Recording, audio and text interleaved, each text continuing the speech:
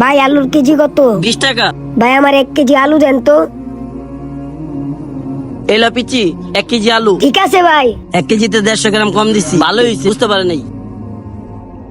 ভাই পেঁয়াজ কত করে? 55। পেঁয়াজ কয় কেজি নিবেন? ভাই 1 কেজি নেবো, 50 টাকা দেই। আচ্ছা লন লন। একটা বেশি দিয়ে দিছি লন। ভালোই হয়েছে, 1 কেজির থেকে 100 গ্রাম কম দিয়ে দিছি। ভরপুর। ভাই আমার 250 গ্রাম রসুন দিন তো। 250 গ্রাম রসুন এলন। ভাই এটা কি দিলেন? এটা নাকি 250 গ্রাম আছে? এই বেটা, তোর রসুন নামাই পা দিছি। 250 গ্রাম রসুন নিবি? কত কথা কয় যা বেটা। ভাই আপনি যে কম দিয়েছেন আপনি হয়তো জানেন না, এটা এক ধরনের কবিরা গুনাহ। আল্লাহ তাআলা কোরআনে এই মাপে কম দেওয়ার জন্য অনেক ভয়ঙ্কর শাস্তি রেখেছে। আর একটা কথা মনে রাখবেন, আপনি যদি মনে করেন আমাকে ঠকাইছেন, কিন্তু না, এটা আপনি নিজেকে নিজে ঠকাইছেন। কারণ আল্লাহ তাআলা সব দেখতেছে এবং এটার বিচারও কিয়ামতের ময়দানে হবে। ভাই এমন ভুল আর কখনোই করবেন না। আমি গেলাম।